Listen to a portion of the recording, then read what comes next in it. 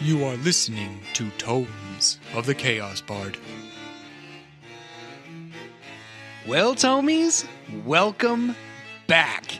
I am DM Dave, and to my left I have... Are we doing character names or player names? Both. Abby, I play Henley. I play Boudreaux, and my name's Elsie. My name's Becky, and I play Lila and Garatha. I'm Evan. I play Roscoe. I'm Zeb, and I play Fenrir. Woo! Wee! And for this, Tomies, we are going to do a Season 1 recap for you guys. So this is how it's going to play out. I have gone back through and kind of sectioned off different episodes. I'm going to give like a brief summary of those episodes, and then we're going to talk about it. We're going to go through all 76.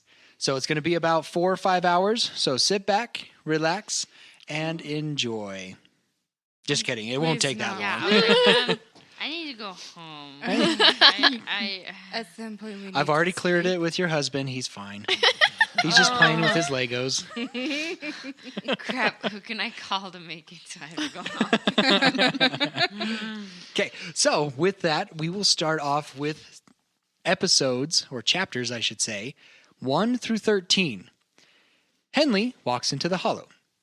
Group meets and is sent on a quest to find out what is going on with the lifts. They meet the bandits, capture Oscar for interrogation. Mendrick is buying the Hollow. Group decides to go to Avalon to stop the sale of the Hollow. Saved by bounty hunters from a Knoll attacks. Henley sneaks away from the bounty hunters. Group are let go, but must deliver a message to Pauline in Avalon. Group saves Henley from Ankeg.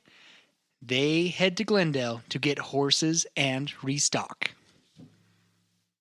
Pretty good summary of 1 through 13, right? That covered everything. Uh-huh.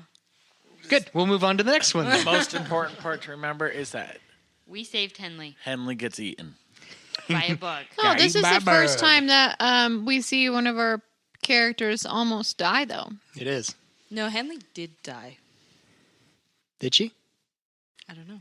Did she? I don't know. This is all the after. Obviously, she's still here. Well, we had a No, Abby's discussion still whether here. we were going to bring Henley back or not. We did. Yeah.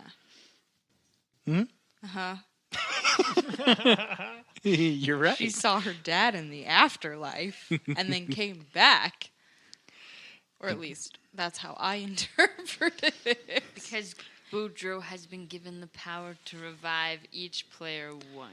Or is this just the way that Henley can cope with her own passing And we're all just a part of it. and just all part of it?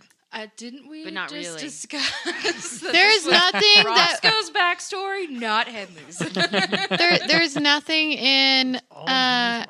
Henley's mind that could be as chaotic as Lila and Garatha. I'm sorry. Yeah, I don't think Henley could ever Or- come up with something that. No, like that. or yeah, so unhinged as Fenrir. Okay. Unhinged. Is there anything specifically that you want to talk about these episodes? Kind of recap what you guys like about it. What are some things that that are kind of reoccurring or coming back into the story? So I've been re-listening to these episodes. I'm on chapter 11. No, I'm 8 or 9, 10, and 11. I don't know, around there. And around chapter 8, man, I remember. I'm like, oh, this is why people love us. We're hilarious. Also, Not on purpose. not on purpose. Oh, hilarious. mine's on purpose. Except for Boo Belsey. Bootsy. Bootsy, I love that one. But Just ignore them, guys. It's okay. Everything's going to be okay, guys. Just ignore them. But I remember the kale. That's what's really coming back. Oh, freeze The dried. whole dried mini. There was 4 or 5 episodes where we talk about kale in some form. Yeah, Yum, but it's yum, because yum, of yum, Willow. Yeah, yum. It's because of Willow. Yeah. It's 'cause Willow. Willow's the best. I think this is also where we first are introduced to Marlowe Mendrick. No, and and Marlowe yeah, in the letter, I'm assuming.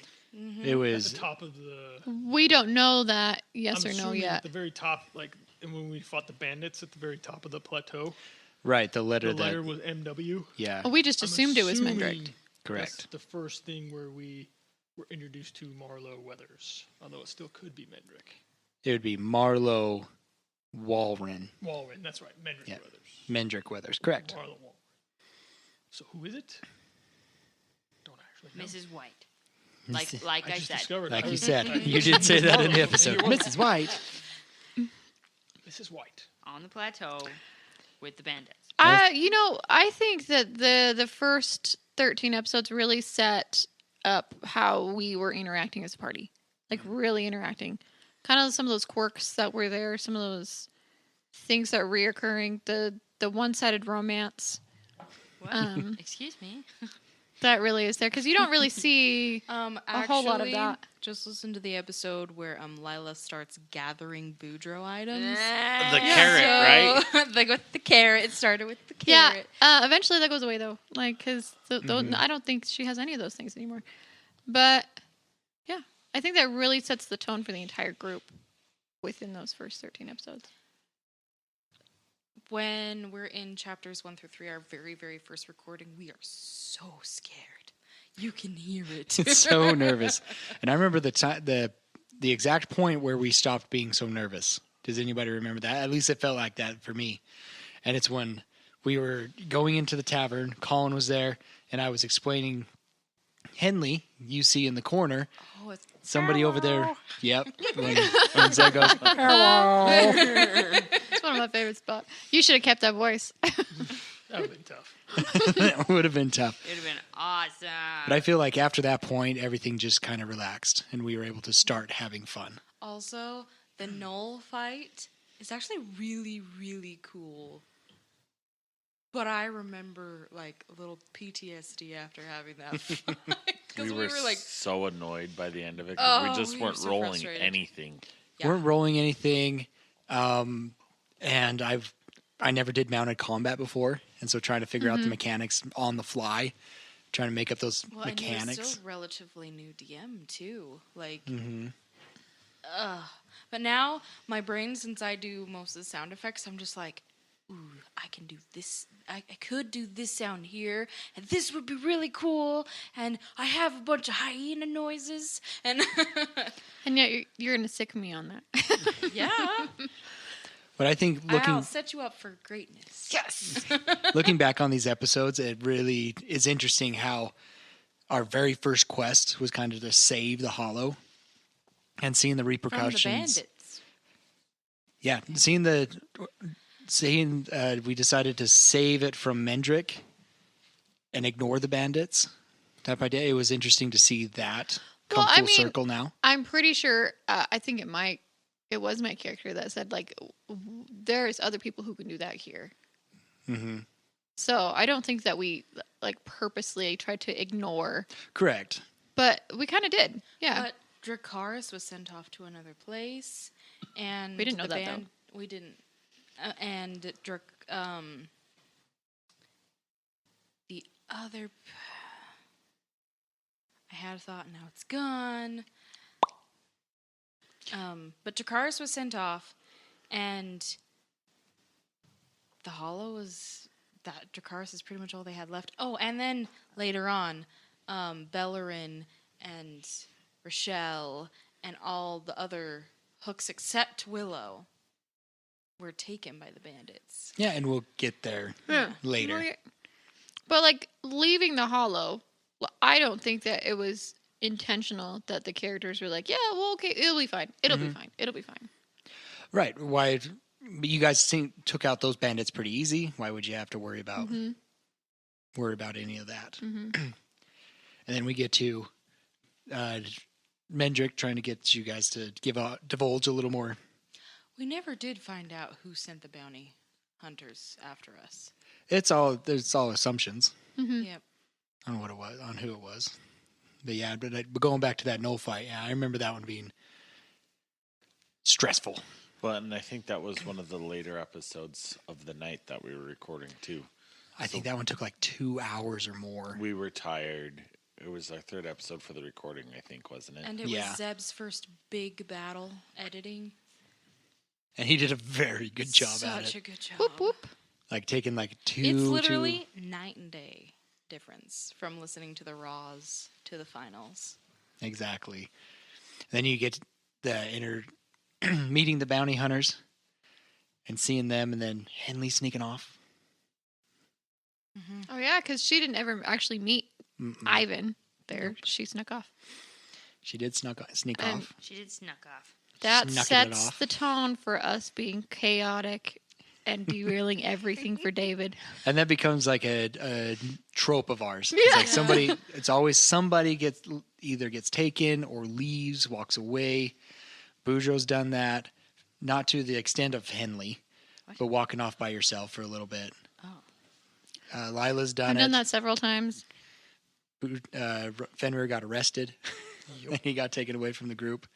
So it's kind of been a common trope. So I'm waiting. What I'm hearing is in the second part of this, Roscoe needs to wander off. No, see, Roscoe's just the one that everybody wanders off from.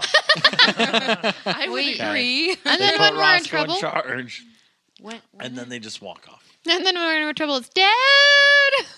not. I know you guys are gonna pass your bets around because I'm about to say this, but when did I wander off? You didn't like wander Oh, as in off Avalon. completely by yourself. In Avalon, you did leave the group for a little bit. We'll get there. We'll get there. Okay. We'll get there. Okay, you can pass around your money now. What Elsie is saying is that we were taking bets on how much of it she would go, I don't remember that. What happened? Yeah. And that's okay. But- Also, just from a Henley in this arc here versus Henley now, I'm really surprised how far along she's come, because she's not had another moment like that where she ran away having a flashback for her Fort Control. Right, because you kind of ran because of trauma. Yep. It wasn't because of anything that happened in that moment. It was that it triggered something, and she ran. I do remember that. Then we get to the Ankeg, which I really liked the Ankeg battle because First episode with sound effects. it was our first one, and I wanted to do something special to level you guys up. Remember that? Level 3. I'm sorry. You guys were able to save her. Is there anything else you wanted to talk about? She got eaten by a bug. That's a reoccurring thing too. I love Roscoe's big moment, making the Ankeg disappear in that episode. It's so epic. Kerp pop. I love that. That's like the really kind of the first time that you see the underlying almost chaotic bit from Fenrir. Right, because Yeah. he was going to stay up on the Mm-hmm. on top of the Ankeg hole. Foreshadowing as to what And is we to were come. all dying to know what Zeb's decision was. Yeah, that was very interesting because I was the same thing. I think I remember in the episode it was like, oh, okay, he's just staying up there. Well, I guess we'll figure that out next time. Didn't you send him like a text with your decision or something? Mm-hmm. I think did you roll or like flip a coin? Heads he stays, tails he goes down. I think he rolled odds and evens. Mm. On recording, that is what happened. No, and that was a really fun episode to plan. That was a really fun one to execute. And then we get Henley is saved, and she gets taken. And then you guys decided to go to Glendale because I mean you lost some horses during the Knoll fight, which gets us into the next section of episodes 14 through 27. There's a lot in this one because this one goes through going to Glendale. This one involves Lionel's death. These ones involve escorting all the horses to Avalon and little bits and parts of Avalon. And some of the key points that I thought were important in these sections, and then we can talk about them, are these. The group finds out that Glendale is being attacked by something. Is given a task to track the creature, then they kill the owlbear. Lionel dies. Veronica mourns. The funeral for Lionel, and then we get to Henley meets her family. So let's just stop there for a little bit. And is there anything specifically around those episodes that you guys can remember or fill the listeners in on? Yes. I enjoyed when we killed the owlbear and Garatha took the head. Mm. And that was like the first time, at least in my brain, that I was like, oh, this is a lot what Garatha is like. And I thought that was cool. Yeah, because you kind of see the difference, the juxtaposition, I think. Not that you really get to see a whole lot of the different characters. You do, but you don't between those episodes. But I think you really start to tell at that point the difference between the two characters. I would agree with that. And also, I forgot to mention that it's when Boudreaux has his vision, too, on how he was able to bring Henley back. Yes. And a little insight on, like, there's something coming and be prepared. Yeah. It's also where the human went. Yep. Episode. My favorite quote. My proudest moment. You And do later- remember that one. Yes. Like I said, my proudest moment. Later, when we meet Emery, you have another one called awareness. But we'll get there. We'll get there. Sorry. I think that this, like, right here is kind of where you see that there is potentially a little bit more depth to these characters than what you saw before, and that they did have lives before this and different traditions, different backgrounds of how they handle things.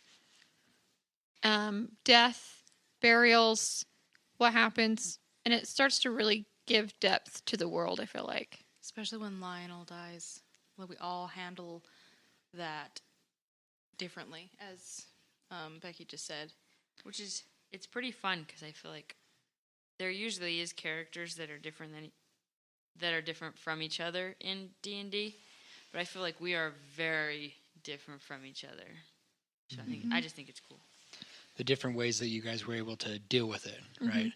I think one of my one of my parts that stick out of the episodes, especially when the Lionel thing is how Boudreaux goes up to Veronica. Fenrir just said, hey, your husband just died. She's in denial. And Boudreaux is just like, yeah, just outside this door. You'll open this door, but there'll be another time where you'll go through another door and you'll be able to see him again. That was one of the quotes that I really liked about Boudreaux when he said something like that. Very Wise. very wise. And you don't get a lot of wisdom from Boudreaux a lot of times. No, I think you get a lot of wisdom from Boudreaux, not a lot of intelligence. I think there's a difference. There is a big difference. But I really liked, it shows Empathy. to me, empathy. It shows to me, like, that character development of Boudreaux, of him kind of stepping into that shaman kind of person without being that shaman yet type idea. Showing his potential, I guess you could say. I really liked that. I liked that in this section, we all kind of, especially after Lionel died, it made it more real, I think, in the world, because we had an NPC die that came with us, and he died. Yeah. And then I don't know if it was trauma bond. I don't know that I'd necessarily call it trauma bonding, but we all came together tighter as a team, I feel like, or the characters came together tighter as a collective unit at that point, rather than people who just decided to travel together to do this one thing. And I feel Hanley felt really ostracized because you all bonded a lot saving her, but she wasn't part of that. And I felt when Lionel died, that Kind of was the solidified whole it a little bit more. solidified Henley is part of the group. I also like the fact that you get to see a little bit more of the difference, like I was saying earlier, between the cultural difference within the world, because there was burials mentioned, there was, how people mourn and whatnot, what happened there. There was my character was like, oh, I brought back this head. Do you want it? As well as in that same time taking a token and giving it to Roscoe, who got the final killer from the owlbear, and saying, this is yours, you earned this. So I thought that was cool. And then Fenrir took a long time to make a song, Mm-hmm. and it was very touching. That was Fenrir's first speech. Yeah. It was. There'll be more to come on that. And It's a work that's in where progress. we get Shortly. that tease of the song he's working on Mm-hmm. right now. Little tease. But yeah, then we head to meet Henley's family, right? And the mischievous boys. The twin. I the loved them. twins. With the They're so much scarecrow fun. for the first time. Yeah, And that too. we do see the scarecrow.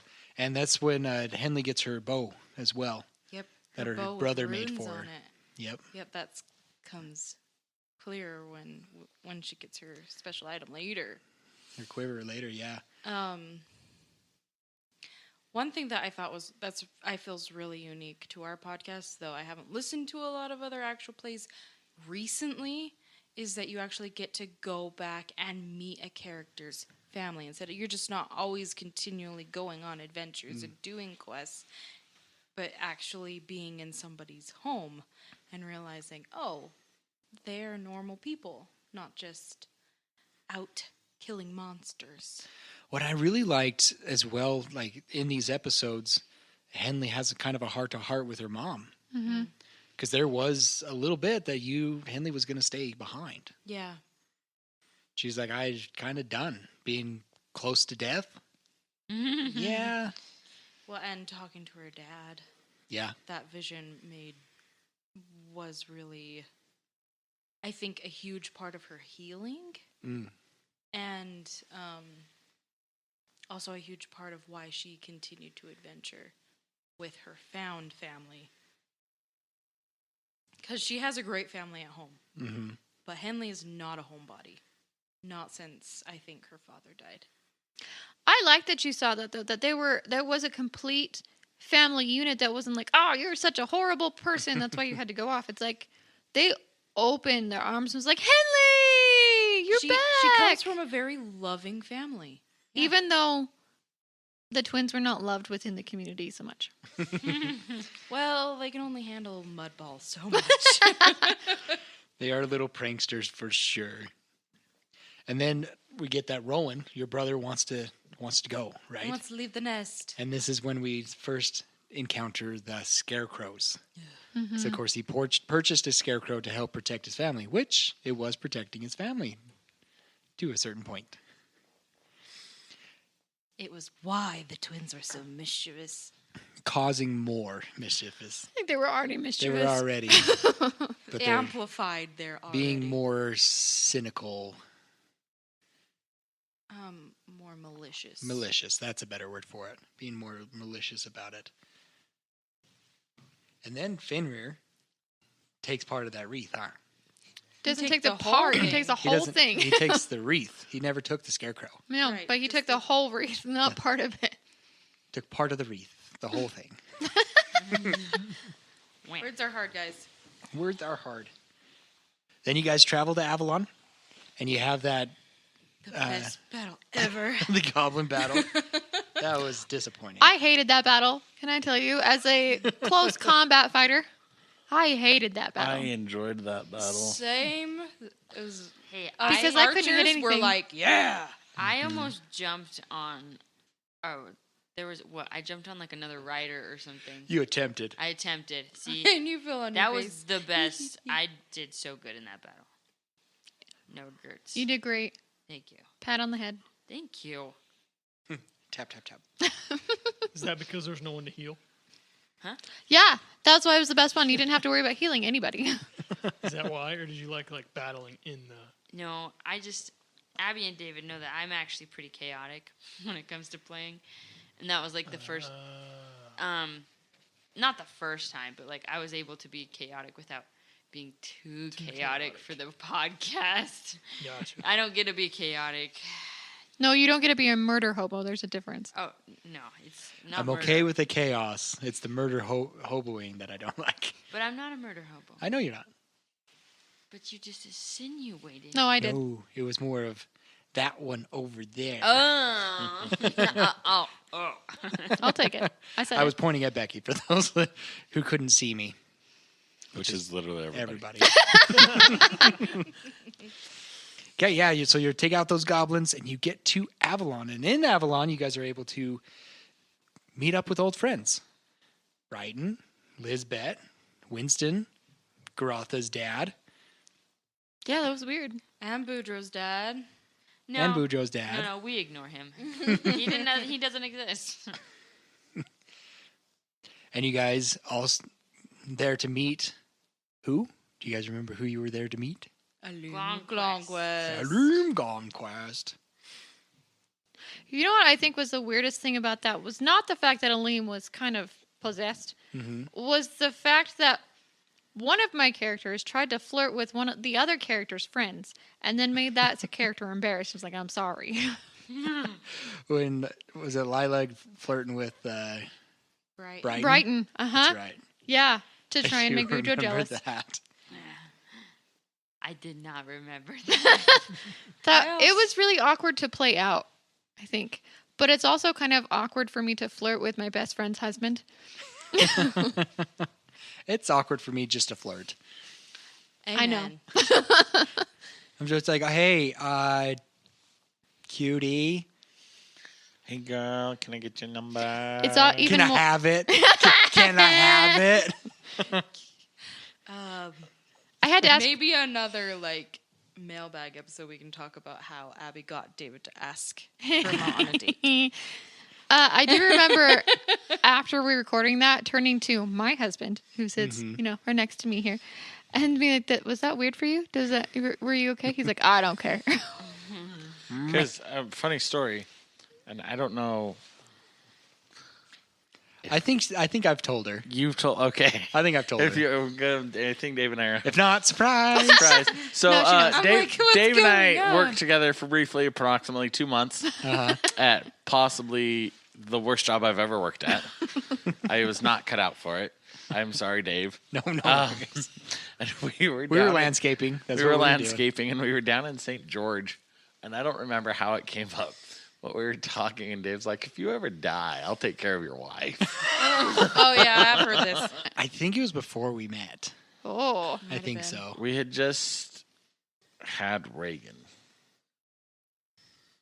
because we were in the White House. No, then I remember when. that was before Reagan. Was it just before? I was pregnant with You were Reagan. pregnant, right? Well, Yeah, I think I remember that.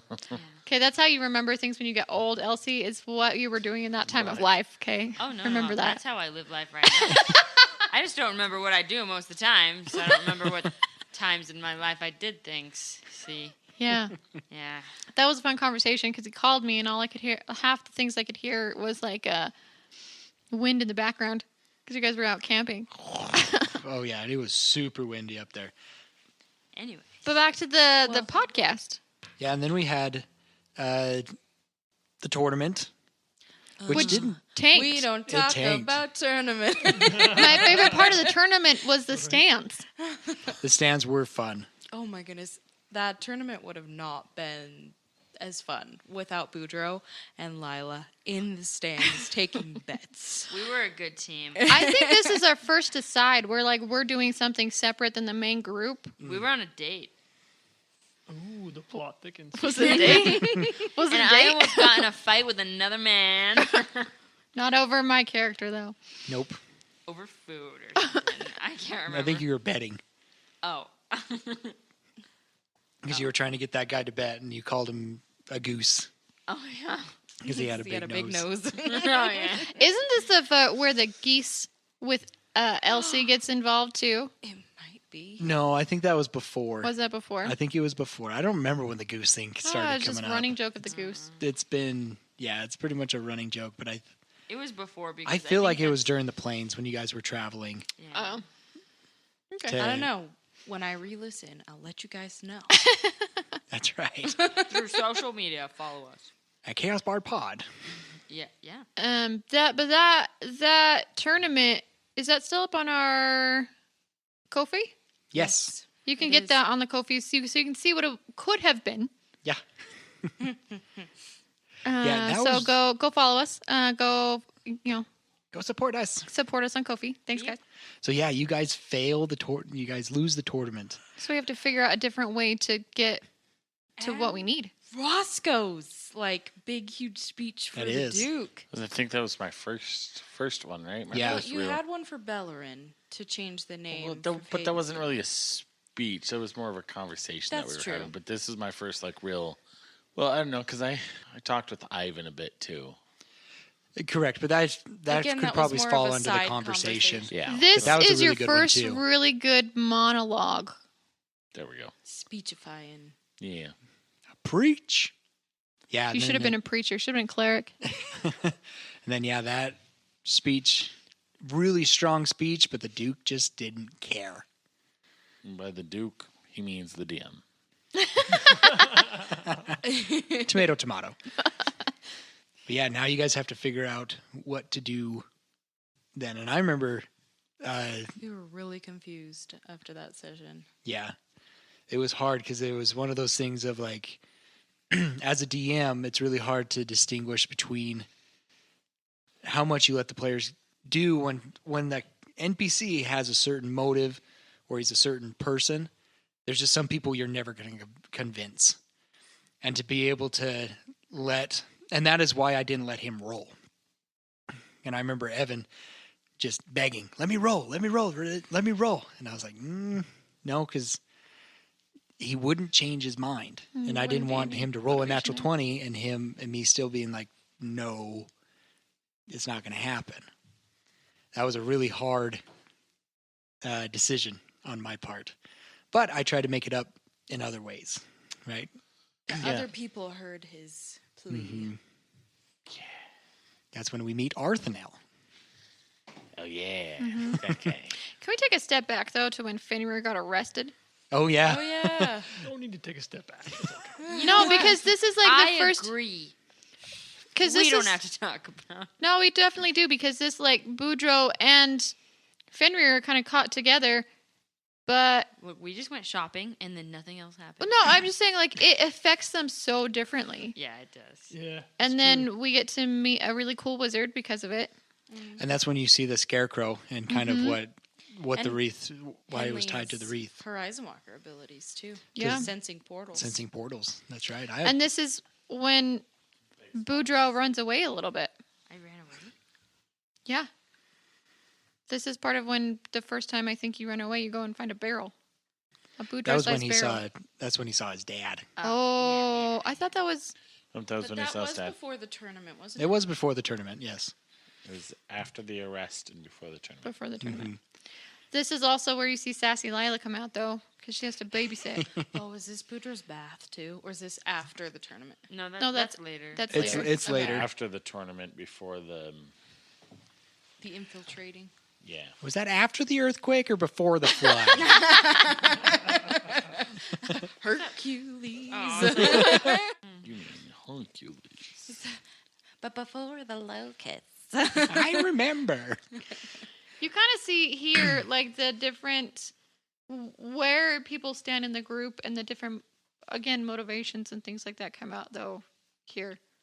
With, oh man, somebody just got arrested.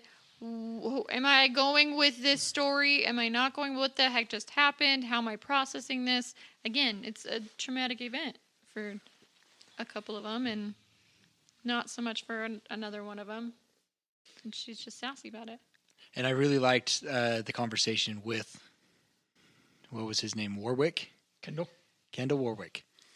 That was one of the first. Well, not one of the first, but like a moment where Fenrir and the DM were not sure what things were going to happen. Because I'm like, oh crap, gotta come up with this whole new NPC and investigate or interrogate one of my players, and now he has an inside friend that we're looking into the scarecrows, continuing that scarecrow storyline. This is also where we see this is the first time that we see the scarecrows, and so we just assume this is what all scarecrows can do. Correct. Yep. Which may or may not be, we don't know, but we get to know that, oh, well, We know they have different powers. we don't know at this point, though. Yeah. Later on, you do find out they have different yeah, powers. Yeah, but at exactly. this point in time, we just think that this is what the Scarecrows were designed to do, what they do. Exactly. So now we jump into the episodes 28 through 38. And these ones go into, like, you finally meet Pauline. Mhm. You're finally talking to her. This is where you talk to Brighton about how to get inside Mhm. the Duke's party. He gets the letter from your dad for your dad. And you have your tavern crawl.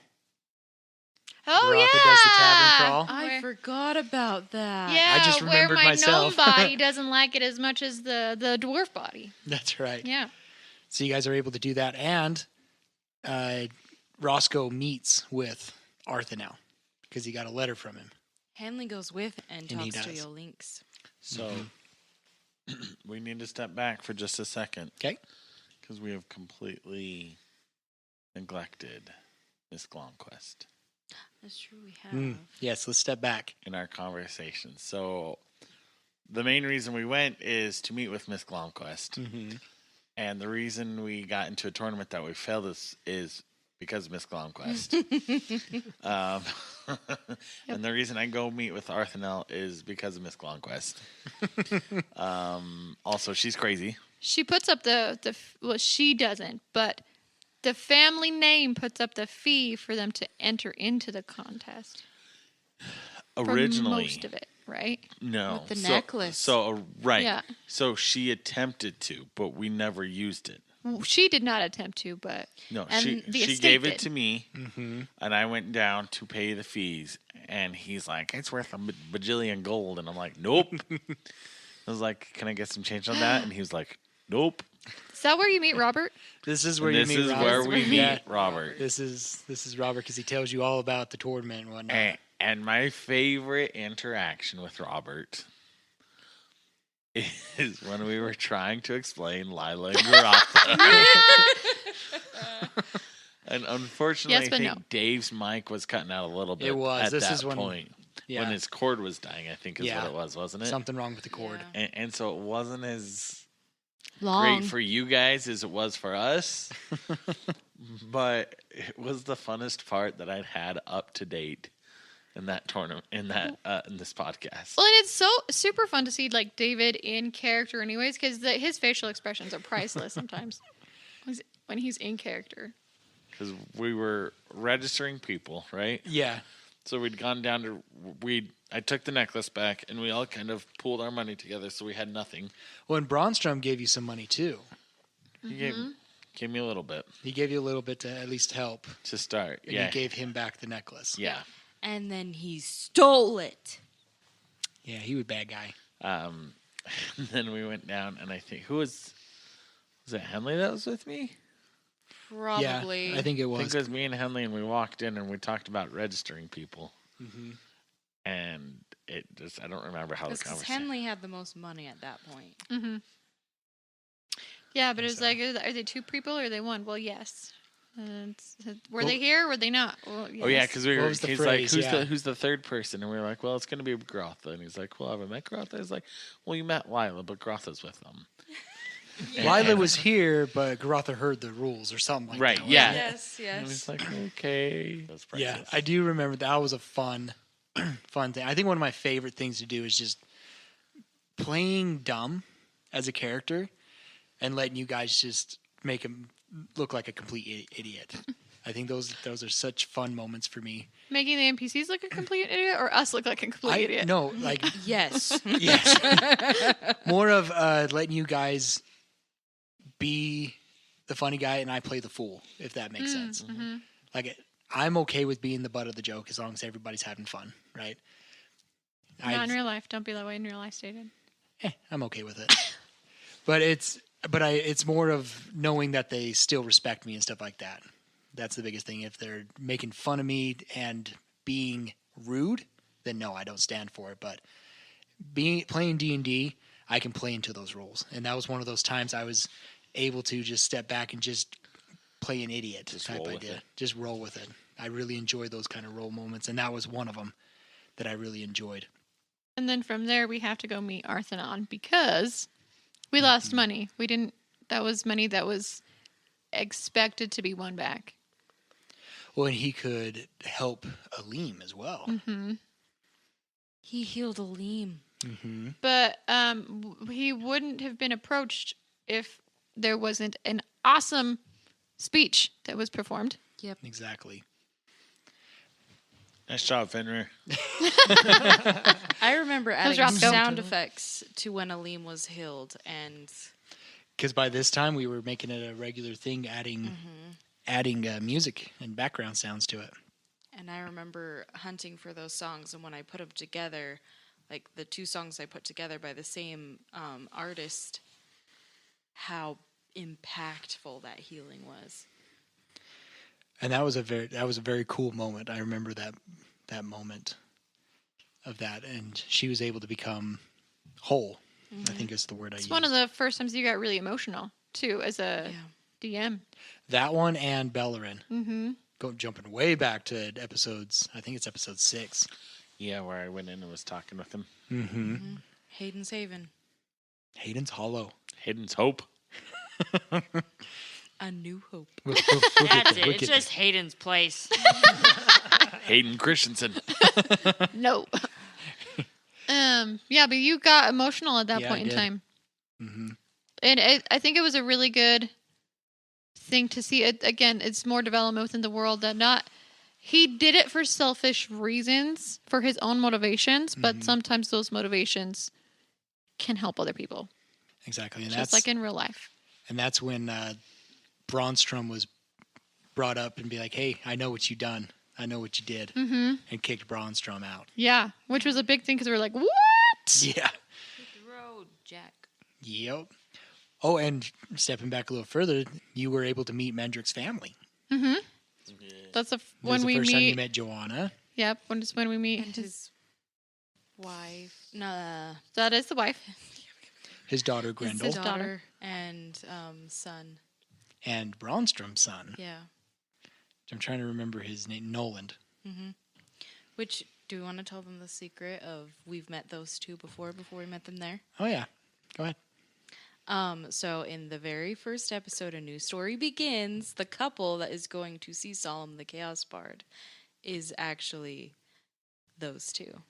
Nolan and Grendel. That's so cute. On a date. Yeah, They were they're on a date. Going to see Solemn the Chaos Bard. Yeah, because I when I was planning that session, I'm like, oh, that'd be cool to see if anybody notices, right? To see how well they're paying attention. I like to throw in certain characters or something and stuff like that. Just kind of Easter eggs for people who are paying attention. Could Half mean the something, time I could don't not. get them until after I've gone back and listened to him. And Like, when we listen to him as- David. What We would- listen to them as fans and we're like, oh, wait a second. That happens later too. It happens later too, which is still a secret, so we can't spill that one. But I remember Becky going back and listening to one of our more recent episodes, and she's like, "David, I was like, wait a minute. wait a minute, why didn't I catch this?" I was tired. Okay. Yeah, because I like kept looking at her and explaining things, and she's like, "Why are you looking at Yeah. me?" It was really funny. But as you said before, though, moving on from that, this is where we see kind of the differences within the connections that the different players have or don't have within the city, too. Or don't want to. Lila has no connections within the city.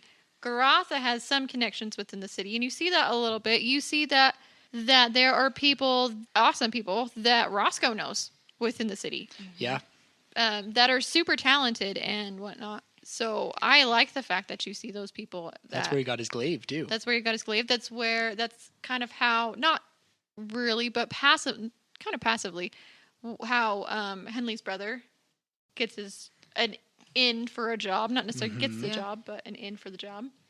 And we meet Abby's first character from the Keleth story, Mara. Mara, and that little love scene. Yes.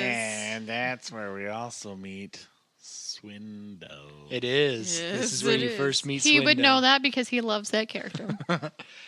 That was such a fun interaction too, having him explain things. Also, that Solomon Quill meeting with Swindell. That was a really fun one to write. That was a really fun one. All right. Any other points during this point of Avalon? Well, you guys meet the group, Godfrey. I loved them. Godfrey. Yeah. That was like, oh, we have to deliver this message to Pauline, and that's kind of how we met. And didn't That- Boudreaux know them too? Yeah. She did. Yeah. He did. I did. But we didn't know that at that point. We came along, 3 or 4 episodes later? I think so. Yeah. Pauline's the drow, correct? Yeah. She is not the drow. Posh is the Posh drow. is the drow. drow. Pauline is who we were supposed to pass the message along to. That's right. And Pauline's she was traveling. Who with- knows Ivan? Whose nickname was Raven. Yep. And that's who Boudreaux knew her as, is Raven. Yes. But yeah. Pauline was Raven. Posh Pauline, that was Raven. her. Pauline Raven. She's Pauline the is Raven, dark Posh is the drow. skinned Yes. human. Pauline Raven. Yeah. She's the one that had really dark black hair. Mm-hmm. Who And the someone Wild was looking for Rider. her. Talib. Correct. The winner of the tournament eventually caught up to you guys. We'll get there. Not quite yet. But this is in this section of It is. episodes. It is. So after you guys, so we'll jump forward a little bit to cover this, and then we'll jump back because we got to get to the party. Oh yeah. But yeah, Talib, the winner of the tournament, was looking for Pauline. And you guys were like, nope, we don't know her. And 'Cause he that's didn't believe us. Her long lost sister. That's his. His Yep. long lost sister. Correct. She's probably a princess or something. Ooh. Princess of Mars. You remember? You remember the story about Ivan's biggest haul? Mm-hmm. How he had to go save somebody? Yeah, yeah, A princess. yeah. Guys, Mhm. yeah. How do we not? She's like, I knew this the whole time. Good job, Elsie. I'm proud of you. See, I do pay attention. And I Little- put things together sometimes. Little nugget there. It just takes You're 3 building years a to do it Beautiful, sometimes. silly putty elephant over there. I am pulling the bees out of my bee putty, okay? Everybody calm down. But now jumping back. Yeah, so we do meet my dad here. That's part of the reason why some of us get in. Mhm. We also get in because we are going in as staff. Good cooks. Correct. Or me. Yeah, Or sorry. thieves. Bodyguards. This is where Boudreaux acquires his spoon. Yeah. And I After sharpen it his bath. later. Ooh, we cannot forget how Fenrir got in. Oh. That's Nice important. But I Performing. Penny, Performing. tell us how you got in. I got in as a bard. Auditioning. As auditioning, and I think this was the first time where I prepared something Oh, not with yeah. AI. This was pre-AI. That's true. It was pre-AI. It was, but it was But it was Nobody a knew- mashup of a bunch of different.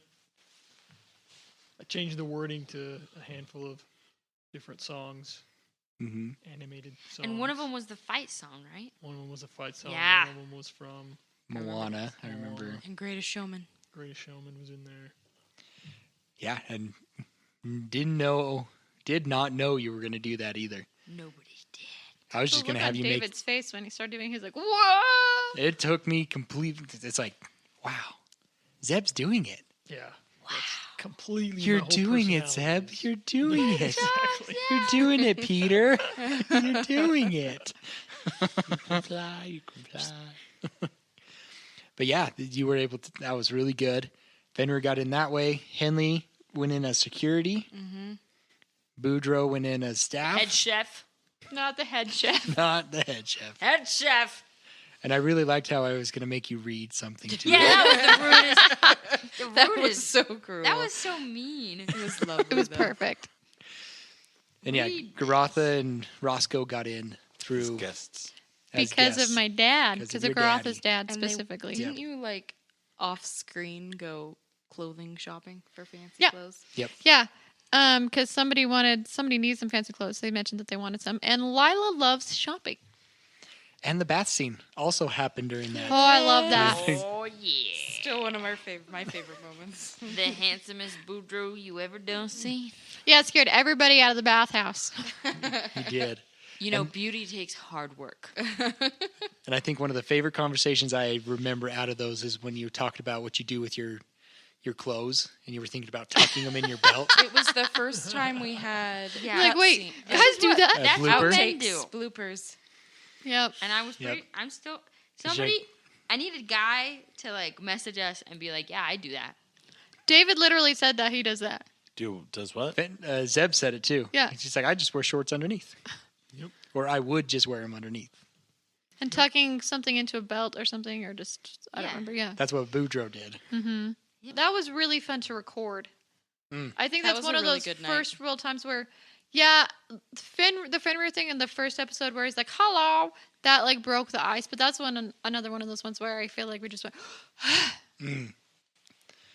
Oh, It was going back. also finally the end of Avalon too. Yeah. Back alley boys. We're not there yet. Well, and then going back even further, the letter of Boudreaux and Fenrir. Oh yes, that on the way That's a to running thing. Avalon. That was Yeah. the best thing. Finally got delivered 40 episodes later. Right? Rude. Never got delivered. But yeah, and you got Arthanel in there too. yeah, As staff. Oh, yes. yeah. Whoops. That was the big thing is we had to get him in there. So we had to try and figure out a way to get all of us in there. And the staff got in because of Garoth's connections to Brighton. Yep. Correct. That's how that Turns group Pauline and Yep. Yeah, how and they then we Then find got out into- that Arthanel is not Arthanel. Nope. But before that, Portia, who is a hero of Mapleshire, gave Where the short people come from. Roscoe a gift. Yeah. What gift was that? Some magic bracers that had magic throwing darts on them. Little daggers. Yeah. That was the first time that one of the first magic items that I gave you guys that you specifically asked for. and Henley got her luck ring. And you got your luck ring from her too. That's right. I forgot about that. Hey, later I will get mine. Just give it a few more No. episodes in the future. We'll get there. We'll Yeah. get there. Arthanel reveals who he is. Yep. He's Colbath. We find out that Yo Lynx knows who he was too. Was a bad guy. That Yolinx knows who Colbath was, but he didn't know Arthanel was Colbath. No, but he had Yeah. gone. Yeah, they had. We see that like he knew who he was after he was revealed as Correct. Colbath. Yeah. And they bring in that other hobgoblin, Lordak. Lordak, Mm-hmm. who later on we find out is even It's something Worse. that different. Yep. He's coming. But we'll get to that. We'll get to that. This is probably when things start getting revealed on dot connecting and stuff like that, is these next big bunch of episodes. And when I start realizing that I have way too many plot points and start making things a little too complicated as well. Because yeah, It's you not had, the first time you've done that, David. no, it's not. That's kind of how the last one kind of fell apart. The last campaign. But Arthanel reveals that he's Colbath. There's that big discussion about how he wants all the refugees to move down to the High Elf territory because Colbath has already made arrangements for that. The Duke and them are kind of like, no, we're not going to do that. We find out that Lisbeth doesn't like Boudreaux at the pencil shop. Yep. And thinks Wires she's and gonna Atramentum. steal stuff. It's the pencil shop. the pencil shop. You're welcome, Abby. I remember that name. I am impressed. And then the players get interrogated because Colbath kind of sold them out. Well, I stole a spoon. You did spill a spoon. Yeah, well, he did. Yeah, he. And I made good food even though I couldn't read. Because you don't need to read to cook. Did David. he like On a completely look at different me and note. say thank you for like getting me in here? Yeah, he did. yeah. I And then felt. the Duke looked at me with like laser beam eyes. Yeah, he's like, listen to him because he has urgent things. And on my part, I'm going to go give some supplies to Hayden's Hollow. As should you. Kind of calling the Duke out on it. I remember thinking, "Oh crap, my character just got her dad into deeper water." Mm-hmm. When there was already kind of a rocky relationship, as Yeah. your dad explained. And then, oh great, well we got our audience with the Duke, just not the way that we wanted to. Right. And I'm going to jail. Then you guys all got kicked out. and Henley didn't get paid. She only got paid half, She did only get paid half. even though it wasn't her fault. But it was No. a good interrogation. It was. And Yolinx stayed behind because Colbath said, you're staying behind to kind of be the in-between between us and the Trigrovan and the Duke. And he was not happy. In No. the next batch of episodes that you're going to go over, is that when we have our meeting with the Duke and we meet the council, or is that here? That's what we're talking about now. Yep. Perfect. Yep. We're still going through that 28 through 30. Okay, perfect. Yeah, we find that there's a lovely wood elf. Wood elf? Yep. Lilana. On the Lana council, too. Evergrove, Yep. who interrogates Henley. Yeah. Because Henley gave away too much information in front of a lot of too many important people. She She wasn't known she was a survivor. Yeah. She kind of just spilled all of it, but without meaning to. Yeah, and then Lilana had interrogated her with Roscoe. Yep. Roscoe was there. Roscoe did what Roscoe does. That's right. And Henley almost went to jail too Mm-hmm. because she didn't want to share things. But Is this Lilana- where we also find like that second drop of what's going on? Something's happening with the wood elves? Yes, because she's from Dormista. Yeah, Which is down next by- to Glendale. The Glendale. banks, the hanky panky. Nope. Different one. Sorry. Yeah, and when we were back with Lionel and when we were first in Glendale, it Mm-hmm. was mentioned that, well, the wood elves aren't doing their job because this is happening. And then we see it again where, oh, yeah, I'm from there. If you heard anything kind of situation. Yep. She If hadn't you heard do anything. hear anything. Yep. Another time weaving things together Mm-hmm. of what is happening. Another possible side quest. That's right. Roll. And then we head to This is also where Garotha and her dad hug and she gets hurt one of her special items. yes. Which What was special item did you get? A circlet Mm-hmm. that turns into a whip. Yeah. Which I thought was a really cool idea. It is a cool made idea. Of silver. It is made of silver. It's magical as well. And then we head off. So, yeah, does that. And we meet the back alley boys at the. Whoa, whoa. And this is where you meet Talib, and he does That's his right, thing. yeah, and that's then where you we go meet to the Talib. back Wait, alley who's boys. Talib? Whoa. He is the Whoa. winner of the tournament. Oh, the overall winner. Yeah. Yeah. And he went to. This is when you were talking to Godfrey, and Godfrey sees him, and he's like, "Oh, yep," because that happened. Oh, During yeah, the, yeah. He's like, oh, gotta go. Bye. That happened Yeah. in because Pauline started freaking out because she saw him at the Duke's party, and she's like, "I gotta go, And I remember. then Talib comes up. This is getting back to that story that he's like, "Hey, I'm looking for my sister." And this is where we're like, nope, I have no idea. Yep, New phone. Who did? Maybe that way. maybe that way. Yeah, and then the back alley boys, where you guys destroyed the back alley boys, took them out Didn't- pretty single-handedly. Yeah. Was it before or after the back alley boys that we have a meeting with a certain somebody's dad? Yeah, I was about to say. That was before. That was before. Before. It was Yeah. before you guys had the Duke's Yeah, party. that Yep. was before the party. Yeah, because that's a big kind That of is a a big crucial one. point there because that's where we're like, oh no, you should not sell to this guy over here. You really should sell to this guy over here. Yep, that's right. You guys convinced Aleem to sell to Dwall. Mm-hmm. to the Before Iron she Guild leaves. Only the Guild. mines, not Only the the mines. city. Yep. And that's where it was decided that she was going to give Hayden's Hollow to Colin. Right. Before she leaves to go back to where she's from originally. Correct. Dengal. Yep. And she's taking Grendel and Noland with her. Mm-hmm. Yeah, I think that was a big one because that kind of will come back later too with And everything. Boudreaux doesn't like his dad. That's all you need to know. Yeah. And that's the first time He we doesn't ever really wanna be see seen by his dad. Hiding from his dad. Yep. Yeah. that's where we really see, I think, for the first time, Boudreaux have some serious negative feelings. Not just like, oh, I don't like this, like trauma response feelings similar to what we've seen previously in Henley. Where he's like, oh, I gotta get out of here. Yeah. And that's where I was saying this is the first time Boudreaux kind of goes off by himself. 'Cause, I like, see. I'm hiding. Because you also spent a night with Donkey Yeah. out by yourself. But everybody else was doing stuff. I just don't feel like I ran away. But I did try to find Lila at Right. one point. I was crying and I was drunk. Lila. Oh yeah, out in the when we met up at Mhm. one point in time there. But no, you're right. I probably ran away. I wouldn't consider, like I said, I wouldn't consider it as a Henley runaway, but you did separate yourself from the group. No, yeah, that's fair. Welcome to Tomes of the Chaos Bard mid-show break. I am Rupert Bumpkin.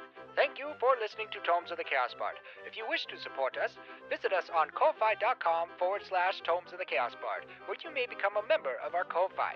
There, you can receive special content, such as post-shows, DM deep dives, and exclusive merchandise, such as t-shirts and keychains. There, you may also donate to the Feed the Cast funds, a special way to thank them by buying them dinner for the night.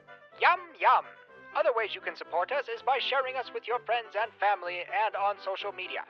Spreading the word about the Tomes of the Chaos Bard is a huge help, and we thank you for your help. Another way you can support us is through 5-star reviews. And with every 5-star review, Solemn the Chaos Bard will give you a shout-out on our Solemn's columns. So stay tuned for those. That is all, folks, and back to the show. Then we get into our next section of episodes 39 through 44. Wait. Yeah. Isn't the Back Alley Boys the first time we did group initiative? It is the first time we did a group initiative, I believe. So this is You're right. when we changed things up a little bit. Exactly. Yep. And which we've liked better. It has been better. I do feel like Yes it's and no. moved It's Got its pros and smoothly. cons There's a sometimes. lot more does. that we have to cut out, but I think it runs things a little bit smoother for the most part. Mm-hmm. Probably Once better it's for- edited down, it seems to go a lot smoother. Yeah, the listeners. I 100% agree. But these ones is when you go with Joanna. She kind of recruits you to go save her husband because she gets that ransom note. On the Eagles. That's right. Fenrir fell off the Eagles and not Henley. I remember that very Fenrir specifically. did fall off gracefully. He did fall off gracefully. That is true. You can't do anything not gracefully when you're partially elf. Yeah, it's true. And a bard on top Valid. of that. But yeah, you guys were able to fly on some eagles, and this is when we get the pancake toss as well. Ah, yes. And the Wow. callback for Henley being eaten by a bug. Bubba. That happens a lot. Yeah. No, that also happened during the tournament too. Yeah. Yep. Yep. Bug girl. Bug girl. And this is when we run into the town of Nevelton for the second time, because when you guys left Hayden's Hollow the first time, you went through there and there was just death everywhere. Now you've come back to Nevelton, And there's And the- still death everywhere. And it freaks but Henley they're out. walking. But it's undeath. They are walking now. And this is where you meet Azil. That evil listeners, very evil man. He's not evil. He He's- so evil. He said he wasn't a dark wizard. I really like him. But he- I really like he's him. Part He's of an the upstanding Azil- gentleman. Lazarine family. Yep, he's from the Lazarine And family. guys, that is a bad thing. Listen to me. Boudreaux thinks it's a bad thing. So this is where Henley goes in to see what's going on, and she's Run, Henley, Run. run. she's never seen undead before, right? Nope, none So of us have.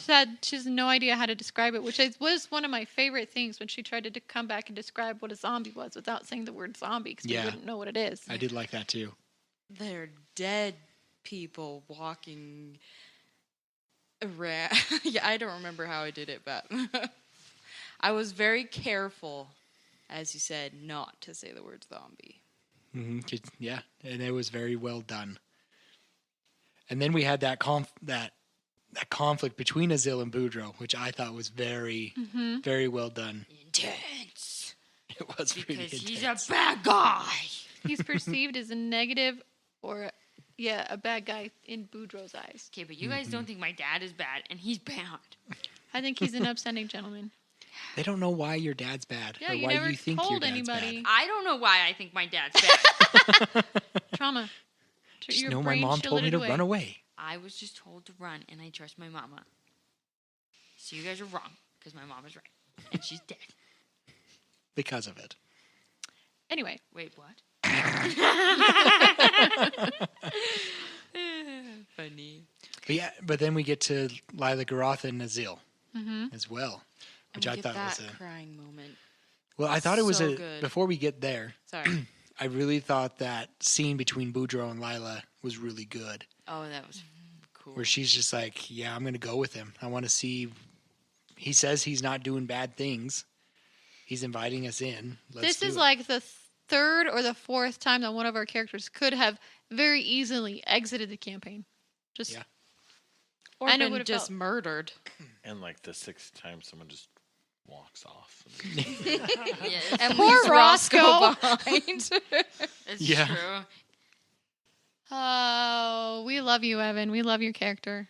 Well, no, that was really, really hard for Boudreaux, though. Yeah, that was like a really big deal for him. Well, yeah, it's like this found family again, because this is like his first Third. family. This is his third set of family. Right, his first family, he was told to run away when he's really little. His second family was a found family, and then he's to go try and save that family with this newfound family that he's created, He's ran away from his family twice. and then this family is trying to run away from him now. yeah, Yeah. that was really, really hard. And I believe this was one of the first times we did the post show Yeah. Yeah? as well. I think so. when we started don't doing know the if it was post-show. quite here or if it was just after that. I believe we Something did a like that. post show on it, I think. I think we did do a So, post show on this one, Yeah. which I remember. Yeah, I think it We was. talked about all the emotions that you were having. Yeah. Well, I talking remember about it. having to, after all of those emotions, having to go out and take a run. I'm like, I can't do this right now. Yeah, Yeah. I need a break. It was a lot like after Henley after the tournament. I had to go take a walk. Yeah, it was really interesting because from that point of, hey, come look, the whole thing with Boudreaux and Lila happening, and then everything else is we were making up because I'm like, I have no idea what's going to. Yeah, none of that was planned. Yeah, especially when she's like, hey, I got this item here. Is this any of your guys's? Because I got this item that was here. I remember we were talking about it between episodes, and because I had talked to him and like, what if I think, or I've said I'm gonna go. I want to see kind of where this is and what happens here, because I don't even remember how it came up, but I felt super strongly that that's something that the character would do. Yeah. And then Dave was like, oh crap, and I was like, okay, what if? And they're like, I like this. Okay, let's see, let's do this. And it turned out to be one of my favorite moments of the whole podcast. It was very, very heartfelt. It was very natural, especially when Lila just falls apart and she just cries. I'm tired of being so tired of fighting every day or something like that. Yeah, I'm tired, and she's so tired, and I don't want to do it anymore. Yeah. Mhm. And all of this is really like all of the podcast, everything that's happened so far really has been like what? We've been together like a month and a half up until this point. I think Or has it been a little bit longer than that? Yeah, in game. The group has been together. I thought Lila Grother were together a little longer than Oh, that. yeah, no, they've been together for almost like Okay, a year. yeah, but but the not group-wise, The group-wise, yeah. For Yeah. sure, yeah. So that's a lot of things. A lot of trauma, a lot of not trauma, a lot of personal dumping to happen in that short of time. When you're coming from a group that was all killed Yeah. as well. Yeah. And you see a lot of, again, character development here. During a lot of these things, you see a lot of Boudreaux's growth is like, no, I'm not letting my family go again. You're seeing a lot of my character's backstory. You're seeing a lot more of Roscoe being like this, not silent supporting, but being constantly saying, whatever you need, I will be here for you. Because he did that with Henley, Yep. and now he did it with you. Yeah. And you see Fenrir over here documenting it all, being like, yeah, I'm going to be here. I'm going to do this. I am in here. That's for the long haul, which I really, really like. And even in Avalon, you see Henley's growth and how she's becoming more comfortable. And I think part of that is because she did that oversharing and dumping. She needed Yeah. to get it out.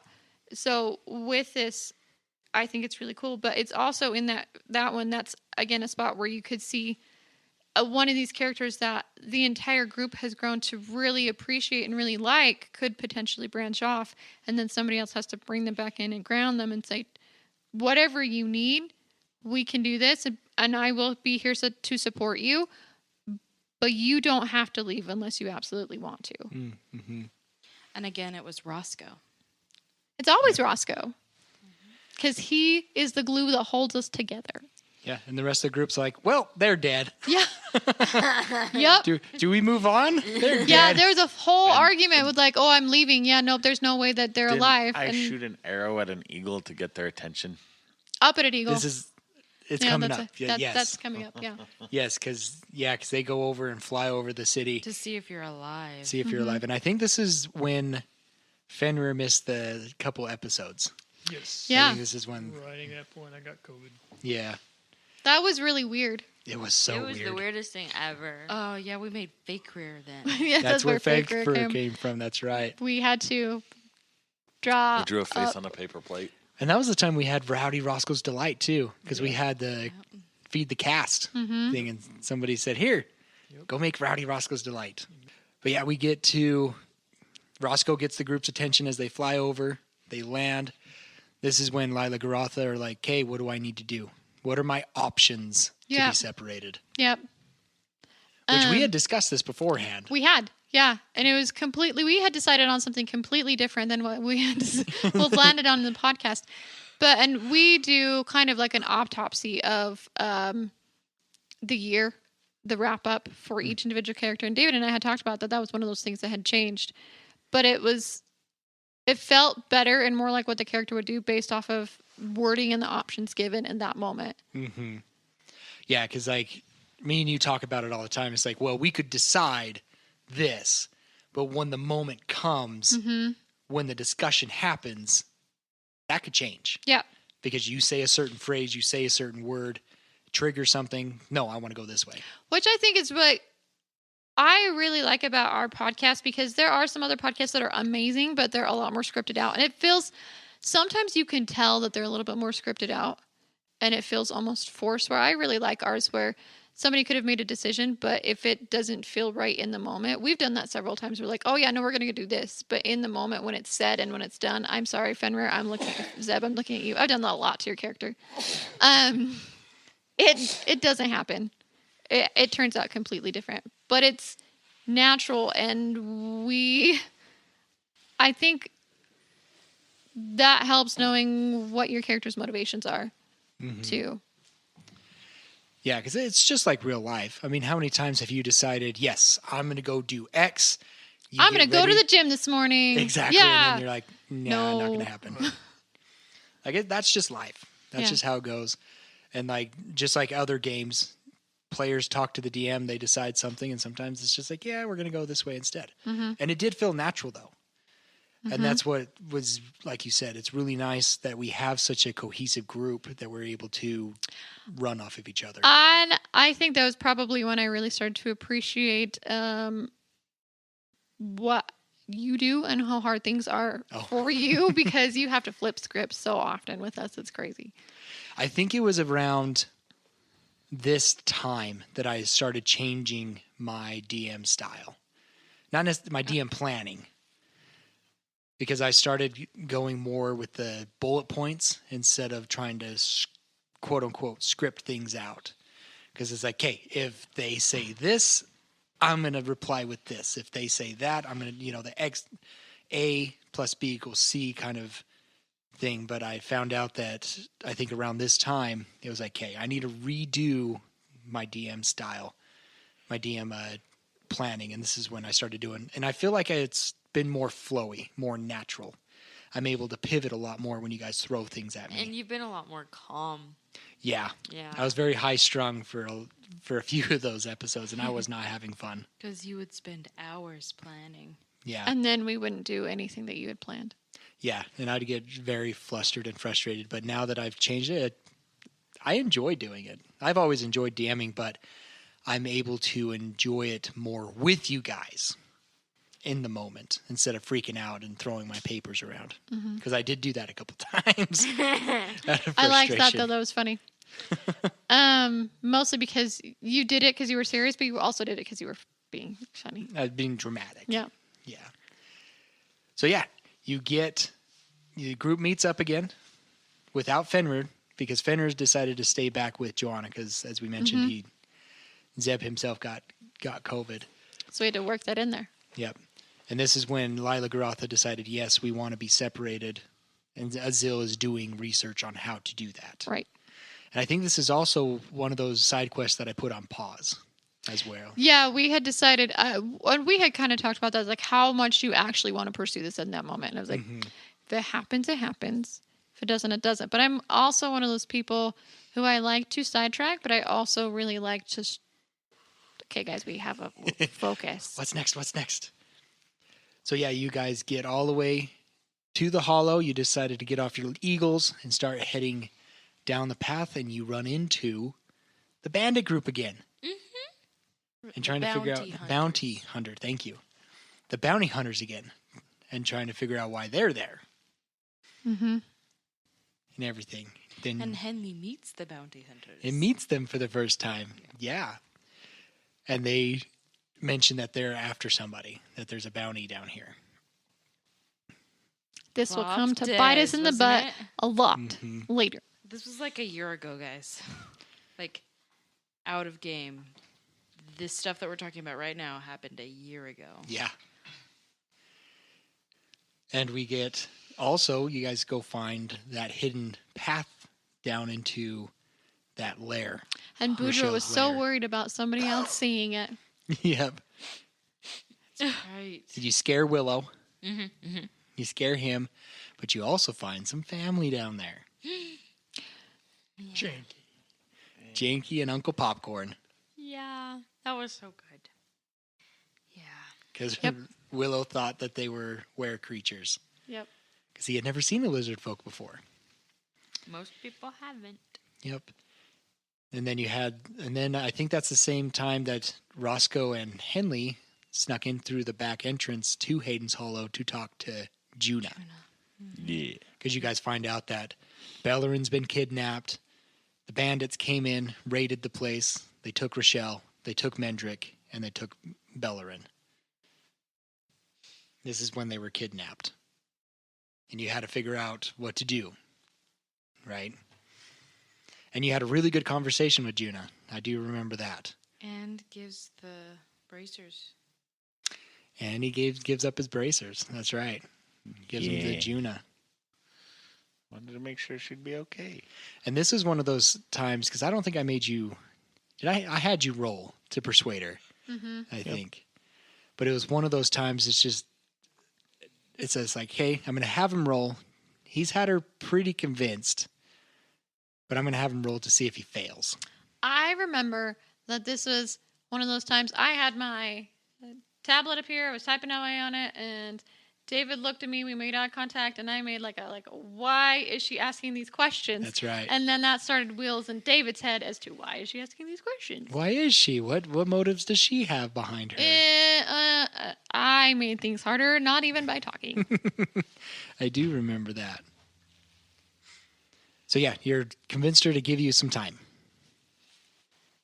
to go save them before she does anything rash. Another point for Roscoe. Cha-ching!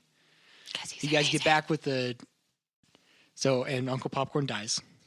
Which, by the way, I didn't expect that to actually happen.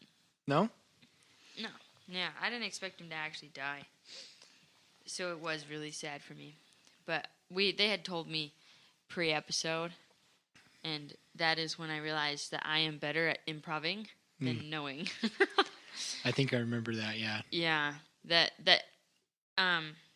me playing Boudreaux would have been nice to know, to not know that he was going to die. But I also still didn't think that he was going to. And I don't think Boudreaux thought that he would either. He was like in denial about it a little bit. Yeah, and Uncle Popcorn was kind of hard on you growing up. He Yeah. never accepted you as kind of the shaman in training. He always thought it was... I'm Mama Frizz's pet, You kind of... basically.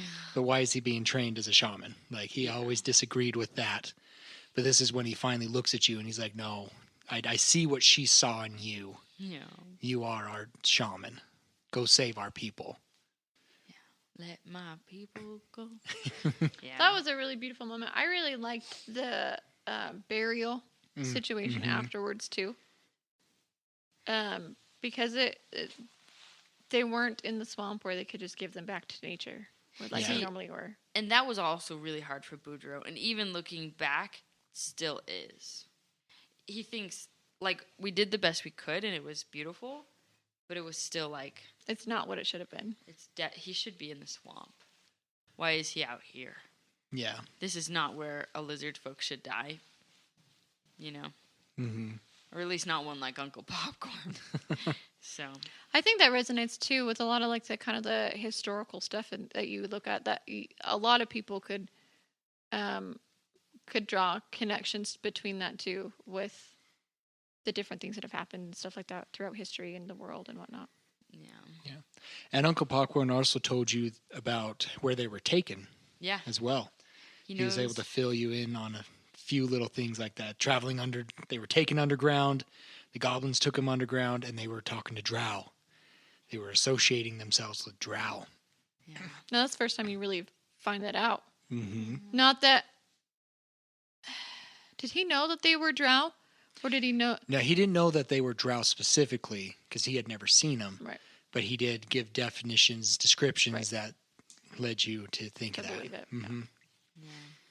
That's one thing that's hard about a DM, about trying to give you the answer without, Giving you the answer. just like with the zombies. How do I explain this, but not use the word zombie, right? Especially when that character doesn't know what it is. I think I did the same thing with the ankeg. Mm-hmm. Like not using the word ankeg, but trying to use descriptive words.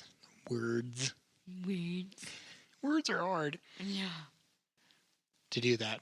But then Uncle Popcorn dies. You give him a nice little burial with that.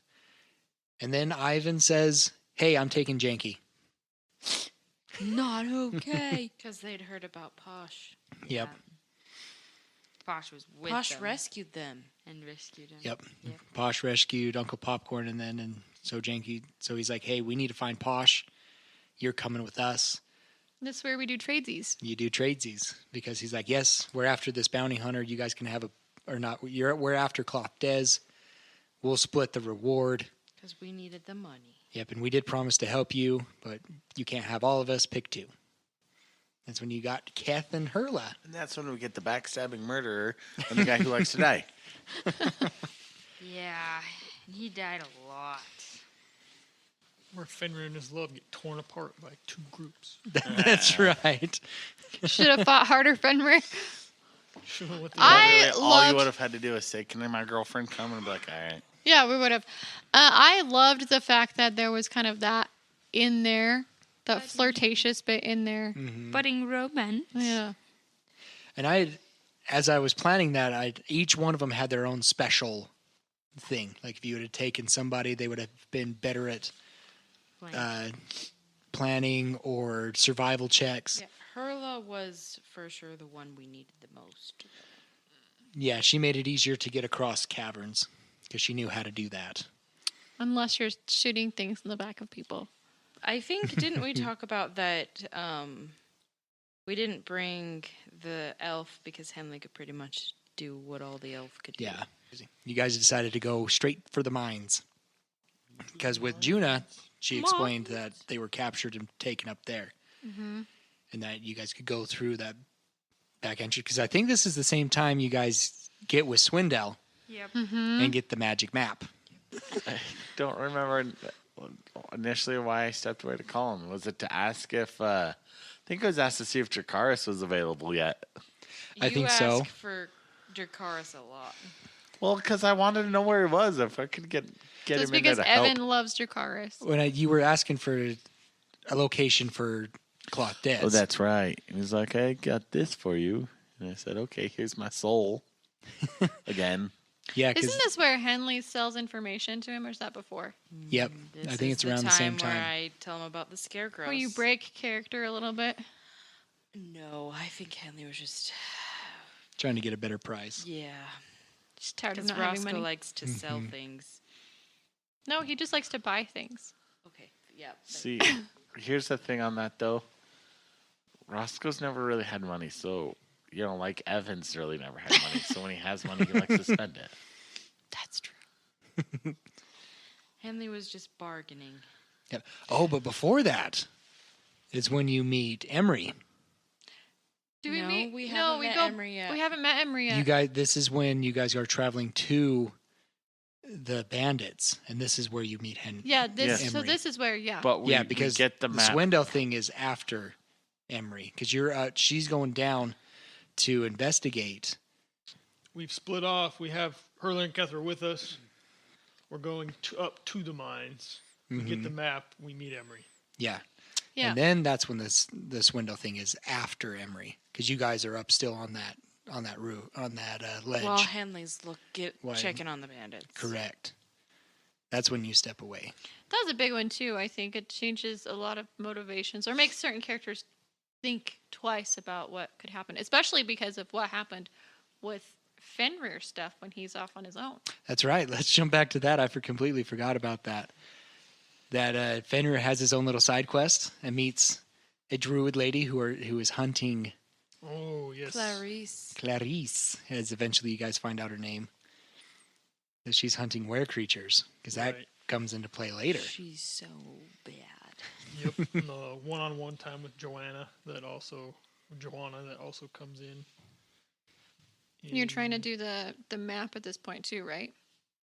Or is that later? The deed. The deed, yeah. The deed. Yep. Yep. Not the map. That's Yep. the same time as the Yep. deed. And then when you guys go down to the lair, that's when you rejoin the group. That's right. Getting ahead of ourselves. But going back to the Swindle thing, I think you're right. You guys do talk to him beforehand, but then there's a second one at the ledge. You're right. I do remember that now. I think it's because we wanted to update the rings or something for some people. Yeah, we updated. That's what it was when we just before we went to the things. Is we upgraded the rings to comms level 1. That's right. Everybody got to the... No, I think it was just 3. Yeah, I was like, Just I don't 3 think guys. I have it either. No. Just You guys don't Fenrir, get it. Henley and Roscoe. Yeah, you guys don't do it till later. I think everybody's upgraded now. No, Yeah. Yes. I don't think I have. it's just us three I still. don't think Still. they have. Because No, I think Boudreaux Boudreaux and is- Lila Oh never yeah, used the but I rings. am fully upgraded. Yeah. You are I I thought fully Boudreaux upgraded. had That's no. what it is. We had talked about one time Boudreaux doing it, And and you then were he said very not to. upset Yeah. I felt at gypped. Swindell.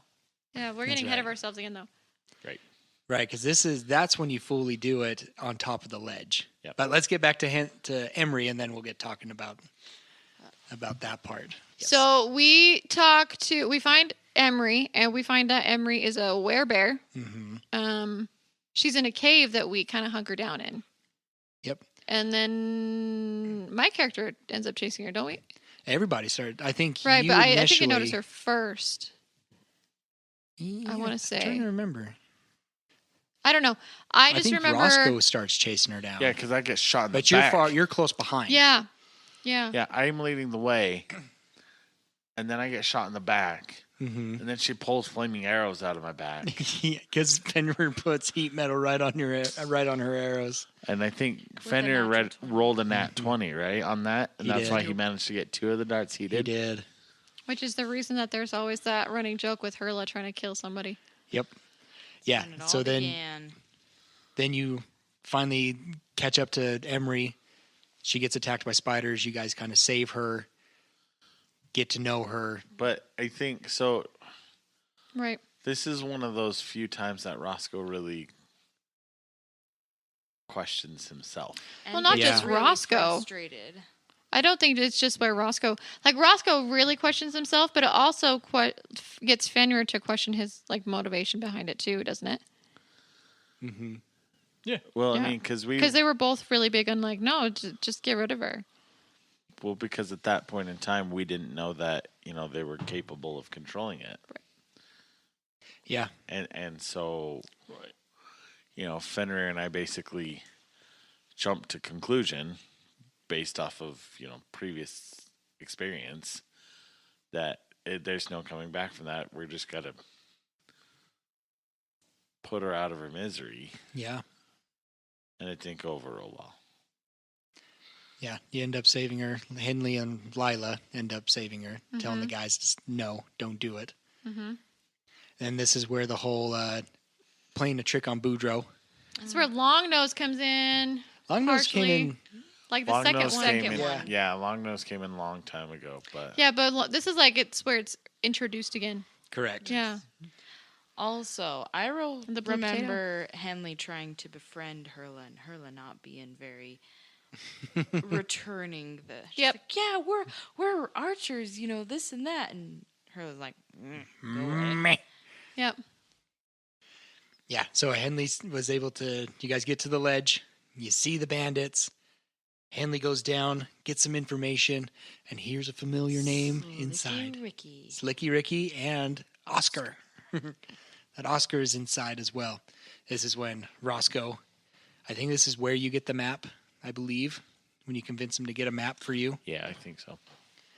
So We're now you somewhere have. in there. Yep. So now you have a back way into that. You guys decide to make a plan to go attack, and the battle goes poorly. Goes very poorly. And this is your first time that your battles have been bad. Or This is someone the almost first time. died. Is Yeah. the Well, biggest and thing. I mean, on that note, if I hadn't cheated so much, we probably would have died.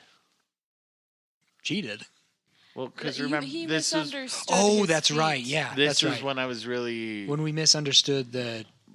But we explained it as because this is the first time we get chaos points. Yes. We got the rained on by Yeah. quill debris. But I Quill debris. I think had I been playing That's right. by the rules, I mean, there's a very real possibility that one of us could have actually died. Yeah, I do remember that because you were using your polearm mastery and your The Sentinel. sentinel. Which That's which are both reactions, and you only Correct. get one. And we figured that out later. So I don't necessarily consider it cheating. We just misunderstood the rules. Homebrew. It's fine. It's homebrew. But yeah, you guys are able to win the battle and capture Gorbin. Mm-hmm. And this is where Fenrir kind of takes over, and he goes and talks to the bandits that are further down the tunnels with Oscar. Right.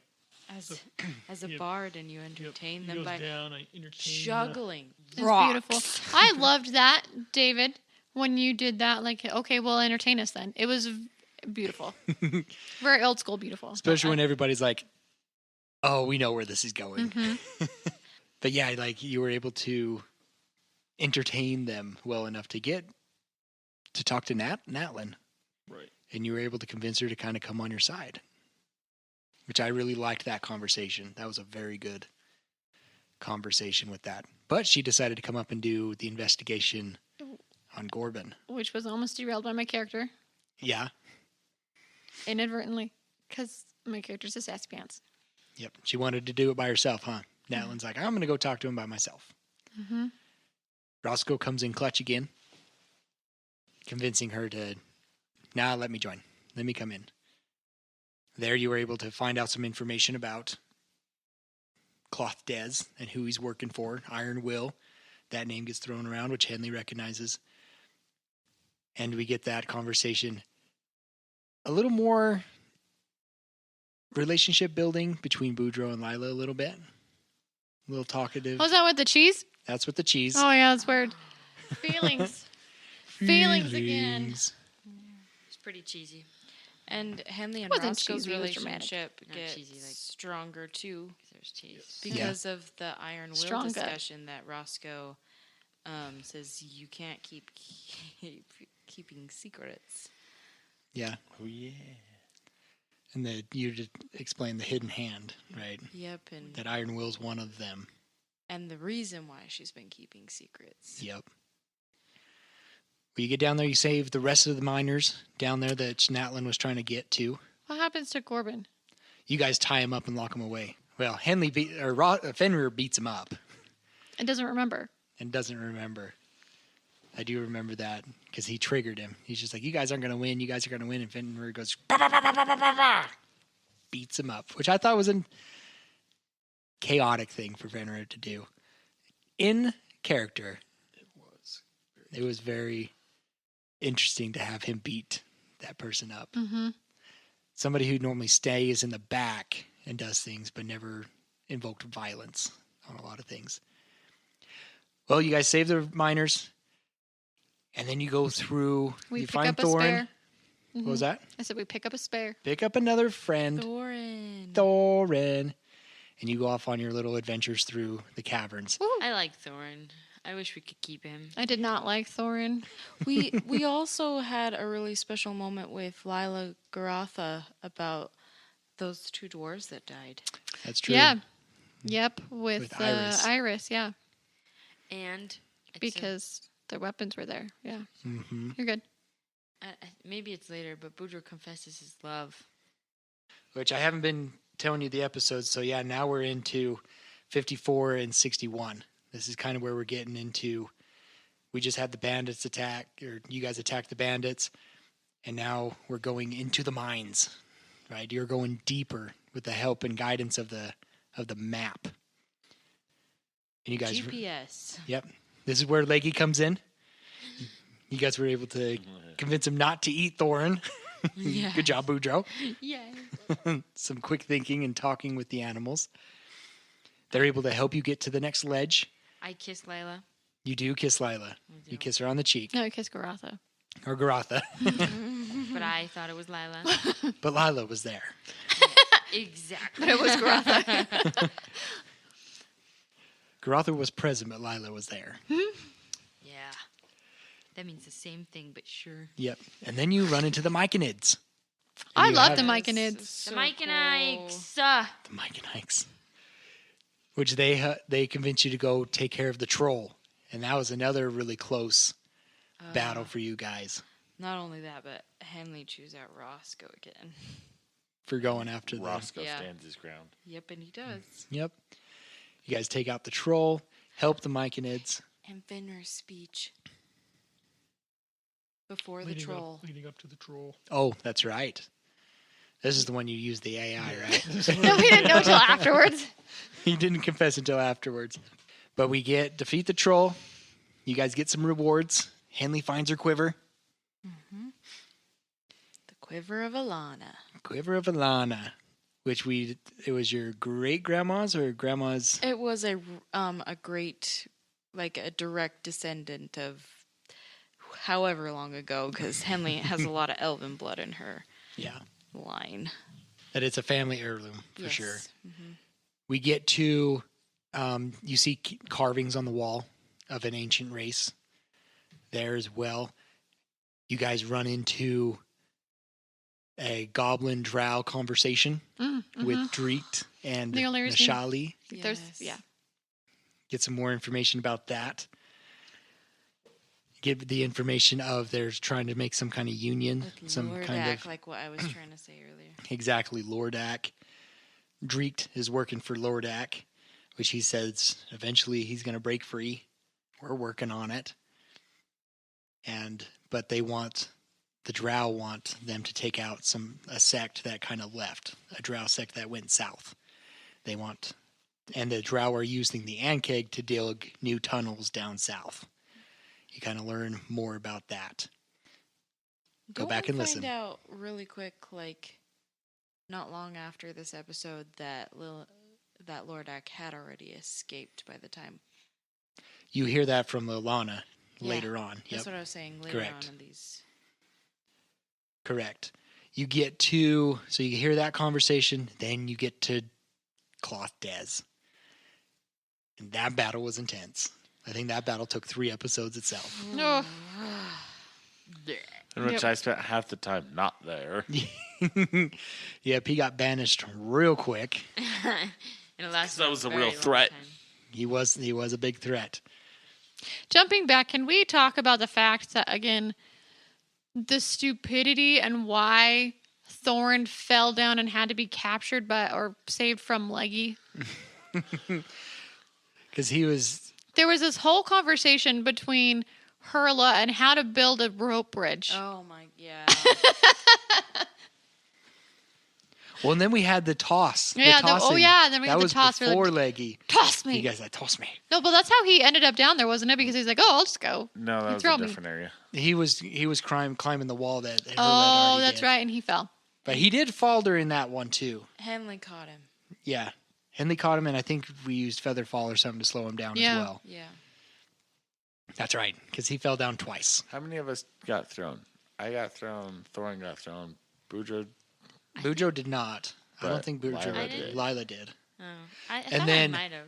No, I don't think you get thrown because you were like, this is when you were rolling to see how you reacted. But Thorin did get thrown, but he fell directly down. Well, yes. That's one of the reasons why he fell. Yeah, and then we get to Clothes. You guys have that big epic battle. I had a vision.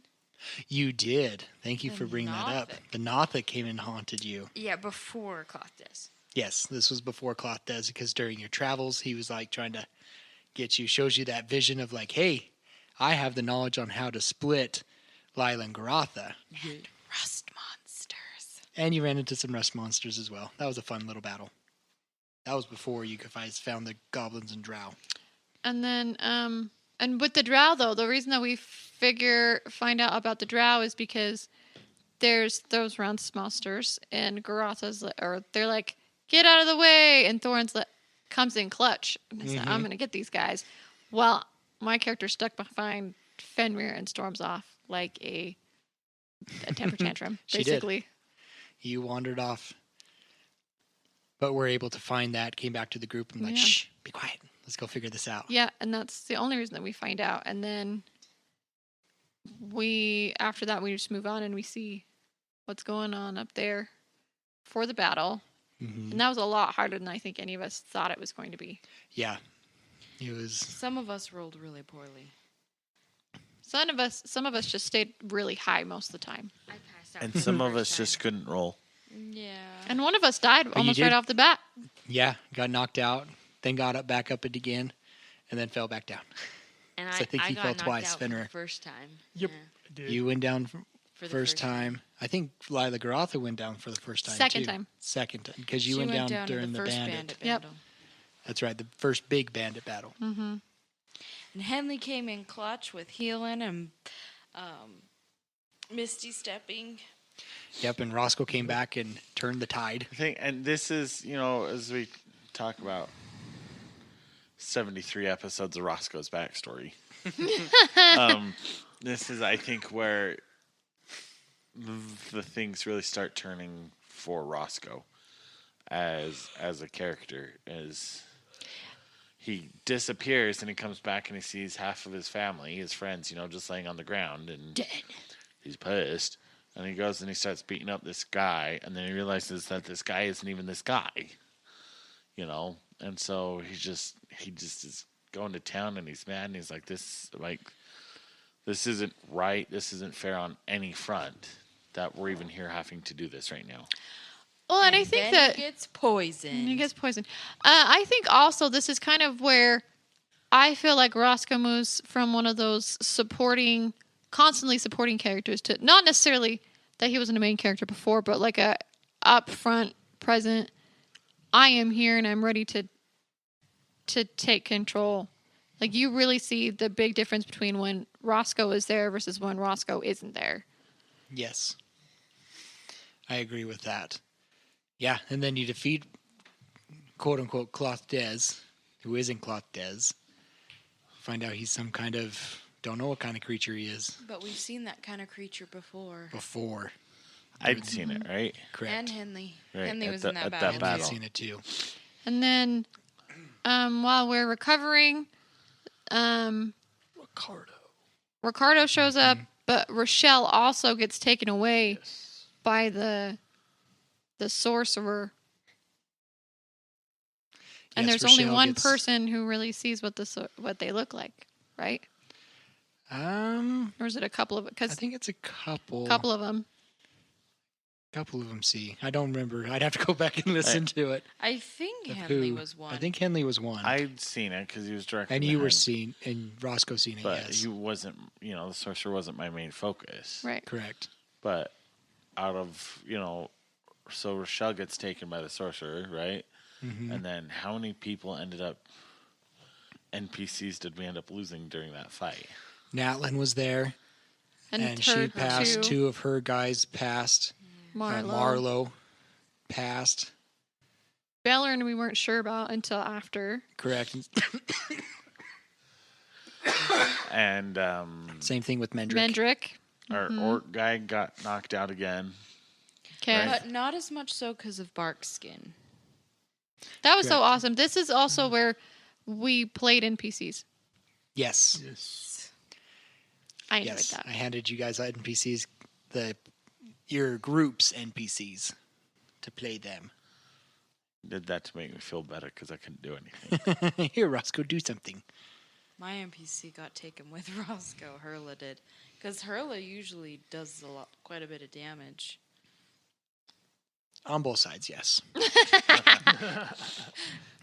But yeah, Yeah. the battle's over, and you get the slow clapping, and here's Ricardo. And he kind of reveals, Ricky. Slicky Ricky, kind of reveals stuff that's been going on at the Hollow, wants to try and recruit you, Returns To my the bracers. hidden- returns to your bracers, tries to recruit you for as a group that is implied. Henley knows what group they're talking about. And he's sent by somebody else. He's no, I don't work with. Was it brought up that he doesn't work with Iron Will? No, he never. But he was there said- to look into it. Yeah, He was there to look into it, and he's just like, okay. to make sure that we did our jobs. Well, he was there to figure it out, but you guys already figured it out, so he's like, ah, you did my job for me. He tries to go past. Hurla attacks. You guys hog tie him, but not before he Henry stabs. attacks, not Hurla. Hurla, Hurla and Lila Henley. attacks first. Yes. Yep. Sorry. Lila attacks. You guys hog tie him, not before he stabs Roscoe Yes. and poisons him. With a very specific poison that he reveals it, right? Mm-hmm. Mm-hmm. Is called the Hangman's Man's noose. Noose. Mm-hmm. And Elsie freaks out. Yep, because Elsie knows what it is. Yeah. But Boudreaux later finds out. Am I allowed to keep going? Go ahead. Yeah. Boudreaux later finds out. And then Boudreaux realizes some things. And he has a very, very hard time that night. He does once he starts seeing the side effects that Roscoe's having. And Roscoe decides to let. Oh, yeah. After we heal him. Yeah. So Roscoe lets him go and makes a decision. But again, this is one of those points for Roscoe where he never thought he would be straight up threatening someone. This is, he says, let's look, Ricky, get out of here. He's like, but if I see you again, I'll kill you. Again, character development, changing in the characters. It's it's not anything that episode 33 Roscoe would do, but he's pissed about multiple things, Right. and he also knows that whatever he's talking about is affecting Henley. And so that affects the group again. And he's and not. he tried to kill you. He's not having it. Well, that too, but that was your fault. So You're right. I'll own it. We talked about non-private lives. Like, I'm so sorry. And he gives you back the bracers then, and then says, hey. Oh, yeah, by the way, there were some weird creatures that I freed. That he let go. That he let him go. That's right. The were creature. So where did And they we go, were like, creatures? oh, snap. We got to get back to the hollow. And you make it back. And I make it heal back. Roscoe, and I also have a mental breakdown. I would like to touch on one thing Yeah. prior to us leaving the cave. In Roscoe's having his mental breakdown and anger and frustration and stuff, and we've killed the creature, whatever the creature is. Part of him is like, again, he's seen, Lila and Garotha, for example. They, she's basically been kicked out of her home because she is, or not really welcome in her hometown as from the Orc clans or the Dwarf clans, really, because of what's happened to her. Henley is kind of still fighting the whole fight for, what happened at the outpost and everything. Her mental health. Her mental health and stuff, and she's blaming herself for this. And then he sees this guy who's running around playing a paladin who's, an outcast paladin who now isn't even a paladin. He's like, is this, was this Cloth Des? That, like, was this the Cloth Des that got, how far back has this guy been impersonating Cloth Des and stuff? And so he's taken it upon himself to solve that and figure out where Cloth Des turned into evil monster, and see, if there's any sort of redemption. Even if it's just to, Cloth Des' parents go back and say, hey, just so you know, your kid got killed by a monster. He's not really evil. Or he was, but he was, but not as evil as people say he was. He's really kind of in for that redemption sort of thing right now. Not just himself at this point, but he wants to see Lila and Garotha be accepted back in their group, and he wants to see Henley finally accept that she's not responsible for what happened at the outpost, as well as, Boudreaux finding her family, his family, and everything, and Fenrir finding Fenrir. So it's just Still looking. For me personally, this particular episode was a huge kind of turning point and development point for Roscoe. and he takes the armor. Yeah, I managed to roll exactly what I needed off of my the robe of many things, and got myself a couple horses so I could take. That's right. Take all the ammo. I do remember The that. armor. Yeah, so you guys take care of that. You guys start heading back to the Hollow. Boudreaux heals Roscoe, Has a mental breakdown. and he has a rough night. Lila tries to comfort him. Gets get told mad. to leave him alone. Yep. In Uncle the morning, Popcorn replaces me as the child of my mom. she What? says, I no longer need you. The doe visits. Oh, the doe, the deer, the female deer. Yeah. Which speaks to Boudreaux saying, Yeah. stay strong, my little Dwally do. You Yeah. are the chosen one. And says, I'll take care of Uncle Popcorn for you. Yeah, it was very sweet. But yeah, I you just get can't help but tease. yeah. Then you get back to the Hollow. And there's some chaos there. Lots of chaos there. Lots of chaos. Because a familiar druid that Fenrir knows had just killed Vorast. Almost gets another fight started with a hot hand in the group. Yep. But then you're able to go back down, find Emery safe. Clarice, the druid's like, I'm going to keep watch. I know there's another one around here. She leaves. You get more information about what happened there. You go down, make sure Emery's safe. And you run into Robert down Pumpkin! there as well. Yay! Everybody's secret favorite NPC. Yep. He gets there and he's like, you guys forgot this. I need to give it to Colin Anbar. So you guys are able to get it there. He's like, you know what? This place belongs to everybody. It shouldn't just be my place. And he's like, to celebrate, let's have a party, right? And that's pretty much where we left off. Yeah. With this episode, it reminds you of a lot of things that have happened.